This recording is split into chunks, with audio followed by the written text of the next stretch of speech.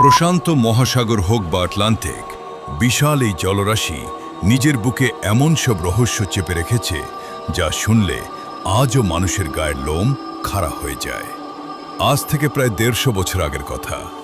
মাঝ সমুদ্রে পাওয়া গিয়েছিল এমন একটি জাহাজ যেখানে খাবার দাবার সাজানো ছিল, মালপত্র সব ঠিকঠাক ছিল, এমনকি মূল্যবান সম্পদও অক্ষত ছিল। কিন্তু সেখানে ছিল না কোনো মানুষ, একটি প্রাণীও না। কোথায় গেল সেই জাহাজের ক্যাপ্টেন? কোথায় গেল তার স্ত্রী আর ছোট্ট সন্তানটি? তারা কি কোনো সামুদ্রিক দানবের শিকার হয়েছিল, নাকি এর পেছনে ছিল অলৌকিক কোনো শক্তি?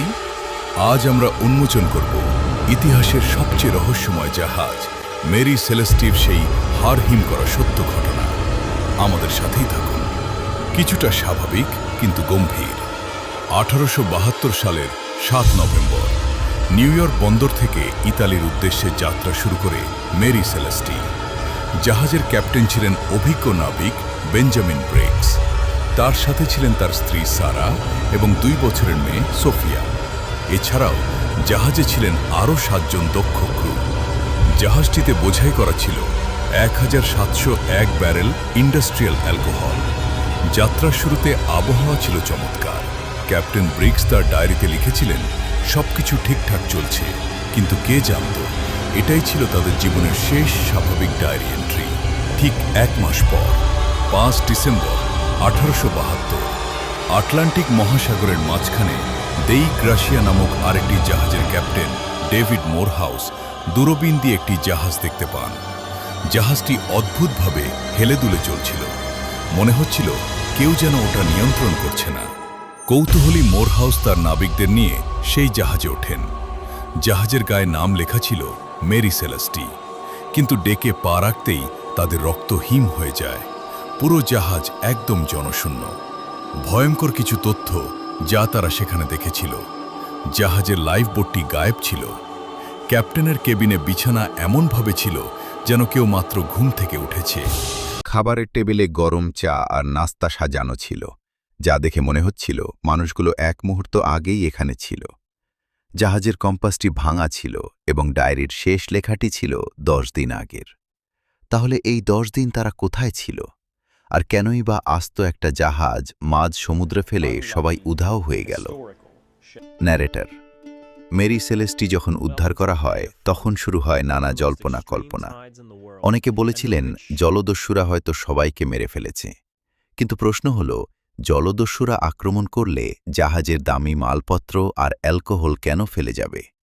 সোনা দানাও তো অক্ষত ছিল, হয়তো ক্রুরা মিলে ক্যাপ্টেনকে মেরে ফেলেছে। কিন্তু মেরি সেলেস্টির ক্রুরা ছিল অত্যন্ত বিশ্বস্ত এবং শান্ত প্রকৃতির। তাছাড়া জাহাজে কোনো ধস্তাধস্তির চিহ্ন পাওয়া যায়নি।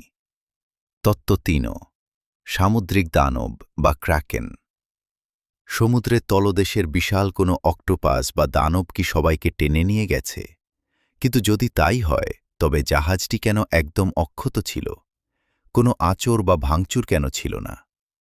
ন্যারেটর: আধুনিক গবেষকরা এই রহস্যের একটি বৈজ্ঞানিক সমাধান দেওয়ার চেষ্টা করেছেন।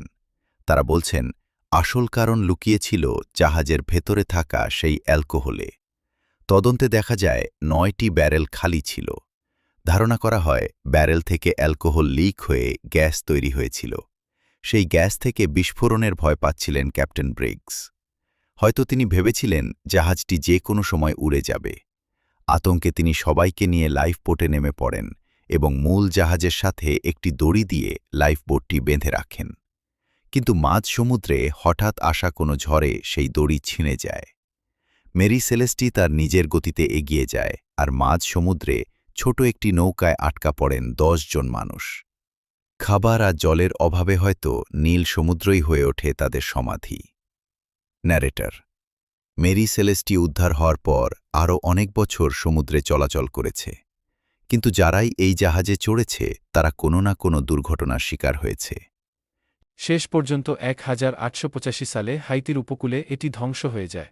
আজও অন্ধকার রাতে নাবিকরা যখন আটলান্টিক পাড়ি দেয়, তারা যেন শুনতে পায় ছোট্ট সোফিয়ার কান্না আর ক্যাপ্টেন ব্রিক্সের অস্ফুট চিৎকার।